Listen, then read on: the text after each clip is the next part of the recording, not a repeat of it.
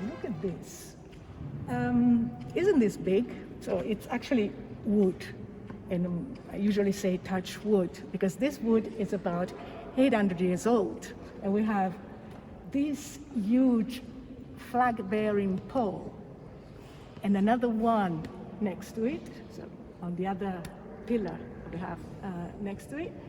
And what are they?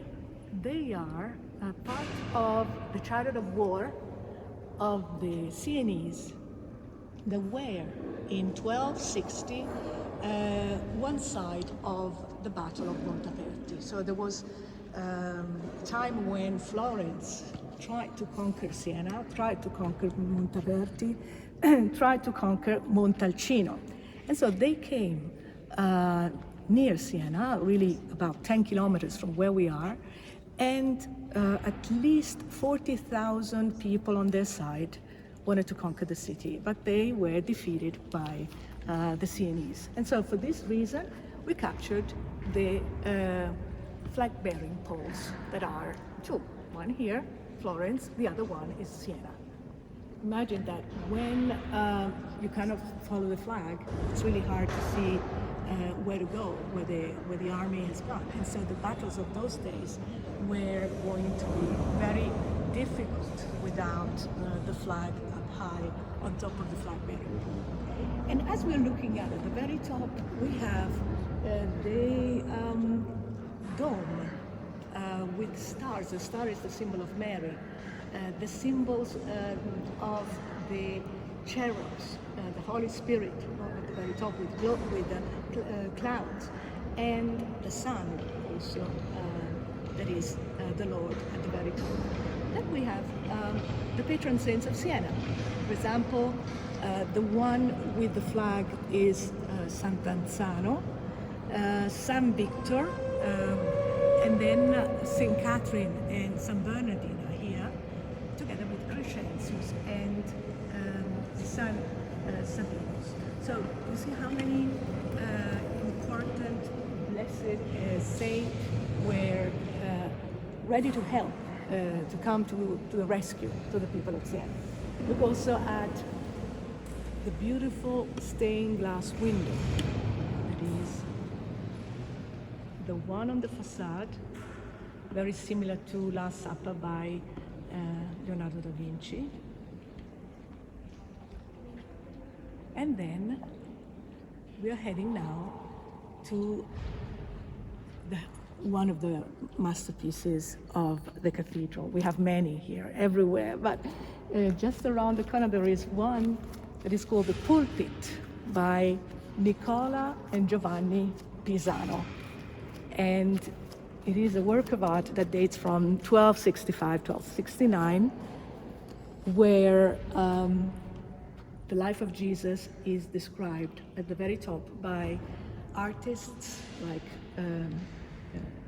Nicola, Giovanni Pisano, Arnolfo di Cambio, so people that lived 800 years ago and were able to create in marble, white marble, like Carrara marble, something of the best symbols ever, just in a format that we're going to see. See this side, we have, since about a year, the restoration of the panel with the adoration of the Magi to Jesus Christ. And so Mary is present on the right corner, and she's sitting with a baby on her lap, and then there are the kings that are adoring the baby.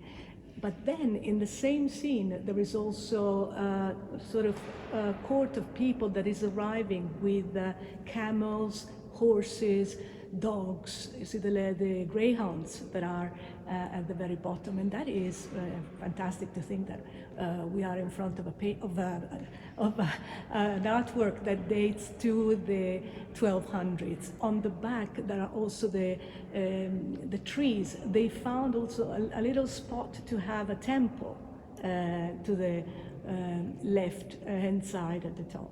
So they were fantastic because it's like an embroidery using the haute relief and bas relief in order to give the sense of three-dimensionality to the panel.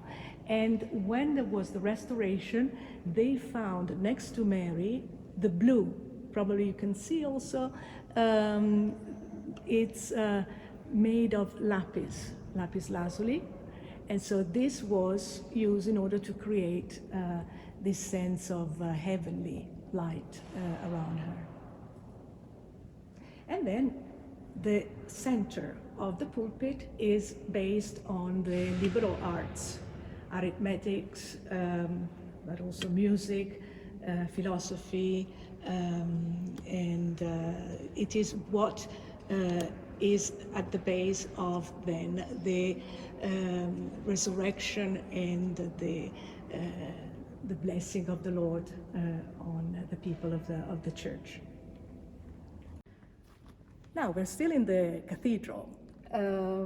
This griffin is a fantastic creature, you see, with the wings and very nice face. That in a way is the symbol of evil.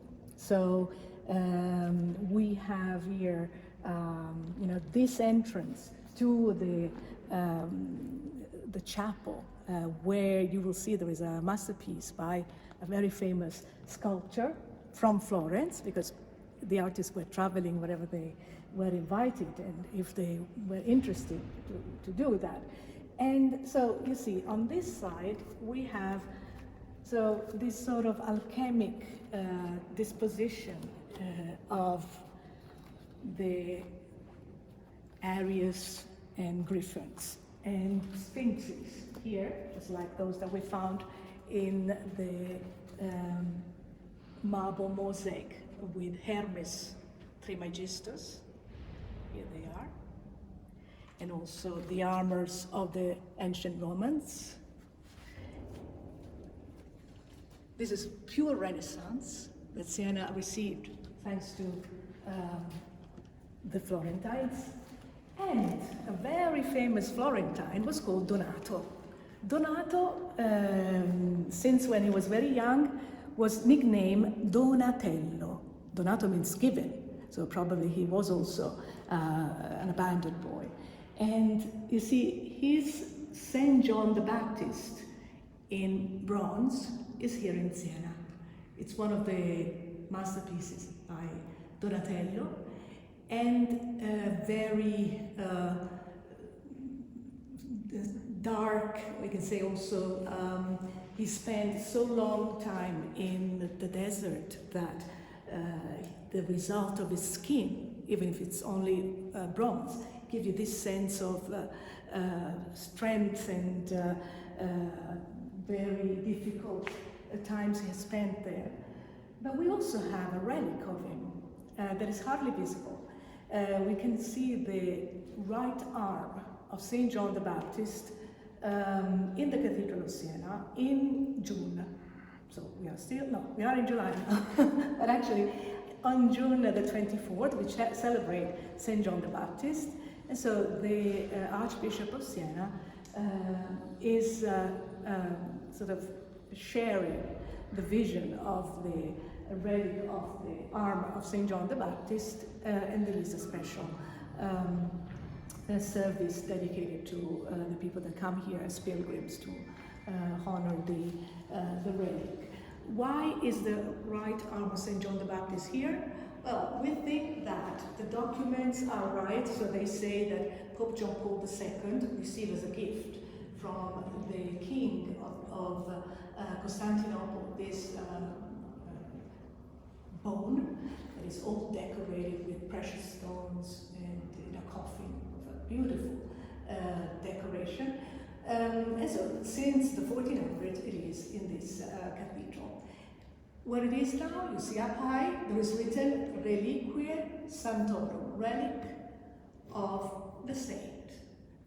So when you will come here to Siena, remember to ask me if I forget to tell you, because I'm sure we will be together and we will visit the cathedral together. And so we can share a lot of the art that we have all the way around us. Very often, here in Siena, Florence, Milan, of course in Rome, you're going to read OPA. And if you look at the P, it has a very tiny line on the leg, and that means per, opera. So opera means the work of the cathedral. So the board of the work of the cathedral is a board that is extremely important, where the Archbishop, but also the architects in the past, now the restorers are taking part, and every time they have to decide what has to be restored, because of course this is a church that always needed restoration, cleaning. The facade was completely cleaned at least 10 years ago. When they finished, they started with the baptistry, then the inside also. So it is really hard work, and with the tickets of the entrance to the cathedral, a percentage is offered for the restoration.